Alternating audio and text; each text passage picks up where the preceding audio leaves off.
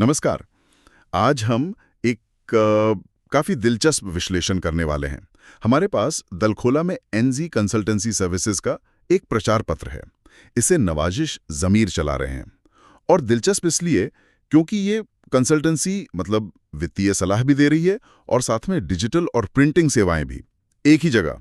तो आज का इरादा यही है कि इस पर्चे के आधार पर थोड़ा गहराई से समझें कि भाई ये सेवाएं हैं क्या, किसके काम आ सकती हैं और एक ही जगह पर ये सब मिलने का मतलब क्या है।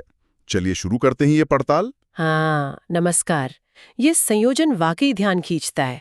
मतलब आम तौर पर आप देखेंगे कि फाइनेंशियल एडवाइजर अलग होते हैं और वेबसाइट डिजाइनर या प्रिंटिंग वाले अलग। पर यहाँ नवाशिश ज़मीर की ये एनजी कंसल्टेंसी सर्विसेज दलखोला जैसे स्थान पर इन दोनों ही चीज़ों को साथ ला रही हैं। ये अपने आप में मतलब स्थानीय ज़रूरतों और शायद वहाँ के उद्यम के बारे में कुछ कहता है। बिल्कुल। शोध पत्र मैंने भी, जैसा आपने कहा, सेवाओं को दो हिस्सों में बांटा है। एक है इन्वेस्ट श्योर, जो पूरी तरह से वित्तीय सेवाओं पर है, और दूसरा एडीसाइट, जो डिजिटल और प्रिंटिंग का काम देखता है। तो पहले इन्वेस्ट श्योर से ही शुरू करते हैं।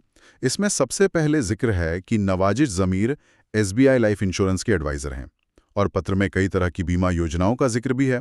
बचत योजनाएं हैं, पेंशन योजनाएं हैं, बच्चों के भविष्य के लिए प्लान्स हैं और टर्म इंश्योरेंस भी। उद्देश्य बताया है वित्तीय लक्ष्यों को सुरक्षित करें। ये तो खैर काफी स्टैंडर्ड लगता है, पर ये एसबीआई लाइफ का नाम खास तौर पर क्यों दिया होगा? इसका कोई विशेष महत्व है क्या, खासकर दलखोला जैसी जगह के लिए? हाँ, ये अच्छा सवाल है। देखिए, एसबीआई लाइफ भारत की जानी मानी बीमा कंपनियों में से है और सबसे बड़ी बात, ये स्टेट बैंक ऑफ इंडिया यानी एसबीआई से जुड़ी है। छोटे शहरों और कस्बों में जहां शायद वित्तीय साक्षरता उतनी न हो जितनी बड़े शहरों में होती है, वहां एक सरकारी बैंक से जुड़े ब्रांड का नाम वो विश्वास पैदा करने में बहुत मदद करता है। लोग इसे भरोसेमंद मानते हैं, सुरक्षित मानते हैं। अच्छा। हाँ, ये बात तो है। और जहां तक योजनाओं की बात है, तो ये जीवन के अलग अलग पड़ावों की जो बुनियादी वित्तीय जरूरतें होती हैं उनको पूरा करती हैं। जैसे बचत योजना, भविष्य के लिए पैसे जोड़ने के लिए; पेंशन योजना, रिटायरमेंट के बाद के लिए; बच्चों की योजनाएं, उनकी पढ़ाई या शादी के लिए; और टर्म इंश्योरेंस तो है ही, परिवार की सुरक्षा के लिए अगर कमाने वाले को कुछ हो जाए। ये सब आम चिंताएं हैं जिनके लिए लोग हल ढूंढते ही हैं। यानी ये उन लोगों को टारगेट कर रहा है जो जीवन की अनिश्चितताओं के लिए तैयार रहना चाहते हैं और शायद एक जाने पहचाने नाम के साथ जाना चाहते हैं। ये समझ आता है। अच्छा, अब इन्वेस्ट श्योर के तहत जो दूसरी भूमिका बताई गई है, म्यूचुअल फंड डिस्ट्रीब्यूटर, यहाँ एसआईपी, लक्ष्य आधारित प्लानिंग, एसडब्ल्यूपी और वेल्थ क्रिएशन जैसी सेवाओं का जिक्र है और साथ ही पर्सनलाइज्ड रणनीतियां यानी व्यक्तिगत रणनीतियां पर जोर दिया गया है। ये थोड़ा और दिलचस्प लगता है। हाँ, ये बीमा से एक कदम आगे की बात है। म्यूचुअल फंड में निवेश बाजार के जोखिम से जुड़ा होता है, पर इसमें लंबी अवधि में बेहतर रिटर्न की संभावना भी रहती है। यहाँ जो सेवाएं बताई गई हैं वो अलग अलग ज़रूरतों को पूरा करती हैं। जैसे एसआईपी यानी सिस्टमैटिक इन्वेस्टमेंट प्लान, ये हर महीने थोड़ा थोड़ा निवेश करने का तरीका है। इससे अनुशासन बनता है और लंबी अवधि में पैसा बनाने में मदद मिलती है। खासकर नौकरी करने वालों के लिए अच्छा है। हाँ, एसआईपी तो काफी सुना है। बिल्कुल। फिर है लक्ष्य आधारित प्लानिंग, मतलब निवेश किसी खास लक्ष्य के लिए हो, जैसे 5 साल में गाड़ी लेनी है या 15 साल में बच्चों की पढ़ाई का खर्च है। एसडब्ल्यूपी यानी सिस्टमैटिक विड्रॉल प्लान, ये एसआईपी का उल्टा है। इसमें निवेश से नियमित पैसा निकालते हैं, रिटायरमेंट के बाद आय के लिए ये काम आ सकता है। और वेल्थ क्रिएशन, जिसका जोर लंबी अवधि में संपत्ति बनाने पर होता है। लेकिन यहाँ ये जो व्यक्तिगत रणनीतियों वाली बात है वो थोड़ा सोचने पर मजबूर करती है। मतलब एक ही व्यक्ति जो बीमा भी देख रहा है, आगे हम देखेंगे वेबसाइट डिजाइन भी कर रहा है, प्रिंटिंग भी, वो कितनी गहराई से सच में व्यक्तिगत वित्तीय रणनीति बना सकता है? कहीं ये सिर्फ एक अच्छा लगने वाला शब्द तो नहीं है?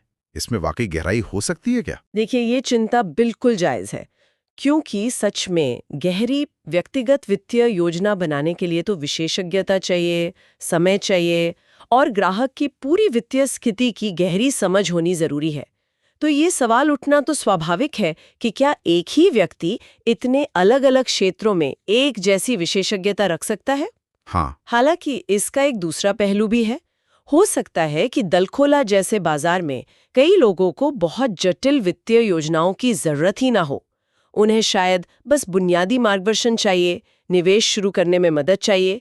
तो यहाँ व्यक्तिगत का मतलब शायद ये हो कि हर ग्राहक के लिए एकदम यूनिक, जटिल रणनीति बनाने के बजाय उनकी आय, बचत क्षमता, जोखिम लेने की क्षमता और उनके बताए लक्ष्यों के आधार पर जो उपलब्ध बीमा और म्यूचुअल फंड प्रोडक्ट्स हैं, उनका सही मिश्रण सुझाना। अच्छा, मतलब स्केल थोड़ा अलग हो सकता है। हाँ बिल्कुल। छोटे शहरों में अक्सर होता है कि विशेषज्ञ वित्तीय सलाहकारों तक सबकी पहुंच नहीं होती। ऐसे में अगर कोई स्थानीय व्यक्ति है जो जाने माने ब्रांड जैसे SBI लाइफ और निवेश के बुनियादी तरीकों जैसे SIP से परिचित करा दे, तो वो भी कई लोगों के लिए बहुत कीमती हो सकता है। तो व्यक्तिगत रणनीति यहाँ शायद वन साइज फिट्स ऑल से हटकर ग्राहक की स्थिति के हिसाब से विकल्पों को थोड़ा ढालने का प्रयास हो। और ये एक तरह से वित्तीय समावेशन मतलब फाइनेंशियल इंक्लूजन की तरफ भी एक कदम है, लोगों को फॉर्मल निवेश से जोड़ना। आपकी बात में दम है। शायद यहाँ व्यक्तिगत का पैमाना वाकई बड़े शहरों के वेल्थ मैनेजमेंट से अलग हो। खैर, तो एक तरफ तो नवाजिश ज़मीर लोगों के भविष्य की वित्तीय सुरक्षा और पैसे बढ़ाने पर ध्यान दे रहे हैं इन्वेस्ट श्योर के तहत। लेकिन आजकल सिर्फ पैसा होना ही काफ़ी नहीं है, अपनी पहचान बनाना भी उतना ही ज़रूरी है, चाहे वो बिजनेस की हो या अपनी खुद की। और यहीं पर शायद उनकी पेशकश का दूसरा हिस्सा एडीसाइट काम आता है। इसमें वेबसाइट और ग्राफिक डिज़ाइन सेवाओं का जिक्र है। बिल्कुल। वित्तीय सुरक्षा एक पहलू है और अपनी पहचान या बिजनेस को बढ़ाना दूसरा। एडीसाइट का वादा है प्रोफेशनल वेबसाइट्स और क्रिएटिव डिजाइन जो आपकी डिजिटल उपस्थिति को बढ़ाएं। और आज के जमाने में ये सिर्फ बड़े शहरों या बड़ी कंपनियों के लिए ही जरूरी नहीं है, छोटे व्यवसायों और पेशेवरों के लिए भी ये बहुत मायने रखता है। आप सोचिए, दलखोला में कोई स्थानीय दुकानदार है, कोई डॉक्टर है, कोई ट्यूशन सेंटर चलाता है या कोई हाथ से कुछ बनाने वाला कारीगर है। एक साधारण सी लेकिन पेशेवर दिखने वाली वेबसाइट उन्हें न सिर्फ स्थानीय स्तर पर बल्कि शायद बाहर भी पहचान दिला सकती है। उनकी विश्वसनीयता बढ़ सकती है, ग्राहकों को जानकारी मिल सकती है, उनसे संपर्क करना आसान हो सकता है। और ग्राफिक डिजाइन जैसे लोगो या सोशल मीडिया पोस्ट वो उनकी एक ब्रांड पहचान बनाने में मदद कर सकता है। लेकिन वेबसाइट और ग्राफिक डिजाइन ये तो बहुत बड़े शब्द हैं। क्या इस पर्चे से कुछ अंदाजा लगता है कि यहाँ किस तरह की वेबसाइट या डिजाइन की बात हो रही है? मतलब सिंपल इंफॉर्मेशन वाली वेबसाइट या कुछ ज्यादा कॉम्प्लेक्स? पर्चे में इसका ज्यादा ब्यौरा तो नहीं है, शायद जानबूझकर इसे खुला रखा गया है ताकि अलग अलग जरूरतों वाले लोग संपर्क कर सकें। दलखोला के संदर्भ में अगर सोचें तो ये संभव है कि ज्यादातर जरूरतें साधारण जानकारी देने वाली वेबसाइटों की हों, जैसे दुकान का पता, खुलने का समय, सेवाओं की लिस्टिंग या स्थानीय प्रोफेशनल्स के लिए पोर्टफोलियो साइट्स। हो सकता है छोटे मोटे ई-कॉमर्स की सुविधा भी हो स्थानीय चीजों के लिए। और ग्राफिक डिजाइन में शायद लोगो, विजिटिंग कार्ड, पैम्फलेट या सोशल मीडिया के लिए इमेज बनाना, ये सब शामिल हो सकता है। मुख्य बात शायद एक प्रोफेशनल ऑनलाइन चेहरा देना है। अच्छा, और एडीसाइट सिर्फ डिजिटल पर ही नहीं रुकता, इसमें तो प्रिंटिंग सेवाओं का भी जिक्र है। Flex, pamphlets, light boards, visiting cards, ID cards, ये थोड़ा अनोखा मिश्रण है ना? एक तरफ मॉडर्न वेबसाइट और दूसरी तरफ पारंपरिक फ्लैक्स बैनर और पैम्पलेट। ये थोड़ा विरोधाभासी नहीं लगता? हाँ, पहली नजर में लग सकता है, लेकिन जमीनी हकीकत के लिहाज से देखें तो ये काफी प्रैक्टिकल कॉम्बिनेशन है, खासकर छोटे शहर या कस्बे के बाजार के लिए। सोचिए, कई स्थानीय व्यवसायों के लिए उनके ग्राहक सिर्फ ऑनलाइन तो नहीं है ना, वे असल दुनिया में भी हैं, दुकानों पर आते हैं, स्थानीय कार्यक्रमों में जाते हैं। सही बात है। तो यहाँ डिजिटल और फिजिकल का तालमेल काम आता है। उदाहरण के लिए, विजिटिंग कार्ड पर वेबसाइट का पता और QR कोड हो सकता है जो लोगों को ऑनलाइन जानकारी तक ले जाए। दुकान के बाहर जो फ्लेक्स बैनर लगा है वो किसी ऑफर के बारे में बता सकता है और साथ में वेबसाइट या फेसबुक पेज का जिक्र कर सकता है। किसी लोकल इवेंट में जो पैम्फलेट बांटे गए उनमें ऑनलाइन सेवाओं या प्रोडक्ट्स की जानकारी हो सकती है। लाइट बोर्ड रात में दुकान को दिखाने में मदद करते हैं। तो ये विरोधाभास नहीं बल्कि एक तरह से इंटीग्रेटेड मार्केटिंग अप्रोच का हिस्सा हो सकता है जो ऑनलाइन और ऑफलाइन दोनों दुनियाओं को जोड़ता है। और यहाँ ये बात भी है में जो लिखी है, किफायती दामों पर। हाँ, ये मैंने भी नोट किया। ये साफ तौर पर स्थानीय छोटे व्यवसायों, दुकानदारों या व्यक्तिगत पेशेवरों को टारगेट कर रहा है, जिनके लिए लागत मतलब कॉस्ट एक बड़ा फैक्टर होता है। वे शायद बड़े शहरों की महंगी डिज़ाइन एजेंसियों या प्रिंटिंग हाउसेस का खर्च ना उठा पाएं। ये समझ में आता है। मतलब ग्राहक को अपनी ब्रांडिंग और प्रचार के लिए डिजिटल और फिजिकल दोनों तरह के सॉल्यूशन एक ही जगह मिल रहे हैं, और वो भी किफायती दाम पर। लेकिन फिर वही सवाल, क्वालिटी वाला सवाल, क्या एक ही कंसल्टेंसी वित्तीय सलाह की गंभीरता, डिजाइन की क्रिएटिविटी और प्रिंटिंग की तकनीकी सटीकता, इन सब में क्वालिटी बनाए रख सकती? देखिए, ये चुनौती तो किसी भी मल्टीटास्किंग उद्यमी या छोटी फर्म के लिए होती है जो कई तरह की सेवाएं दे रही हों। विशेषज्ञता बनाए रखना मुश्किल हो सकता है। क्वालिटी कैसी होगी, ये तो निश्चित रूप से ग्राहक के अनुभव पर ही निर्भर करेगा। हो सकता है कि नवाजिश ज़मीर ने इन अलग-अलग कामों के लिए कोई छोटी टीम बना रखी हो, या हो सकता है वे कुछ काम आउटसोर्स करते हो। पर्चे में इसका जिक्र नहीं है। लेकिन ग्राहक के नजरिए से देखें, खासकर दलखोला जैसी जगह में, तो एक ही जगह पर कई जुड़ी हुई सेवाएं मिलना एक बड़ा आकर्षण हो सकता है। अलग-अलग लोगों को ढूंढने, उनसे कोऑर्डिनेट करने में जो समय और मेहनत लगती है, वो बचती है। अगर क्वालिटी ठीक-ठाक है और कीमतें अच्छी हैं, तो ये वन स्टॉप शॉप मॉडल स्थानीय बाजार में बहुत सफल हो सकता है। ये सुविधा और पहुंच का एक बहुत शक्तिशाली संयोजन देता है। तो हमने ये दो अलग-अलग दुनियाएं देखी। एक तरफ इन्वेस्ट श्योर के तहत पैसा बचाना, बढ़ाना और सुरक्षित करना, बीमा, म्यूचुअल फंड, और दूसरी तरफ एडीसाइट के तहत अपनी या अपने बिजनेस की पहचान बनाना और उसका प्रचार करना, वेबसाइट, डिजाइन, प्रिंटिंग। और नवाजिश ज़मीर इन दोनों को एनजेड कंसल्टेंसी सर्विसेज के बैनर तले एक ही छत के नीचे ला रहे हैं।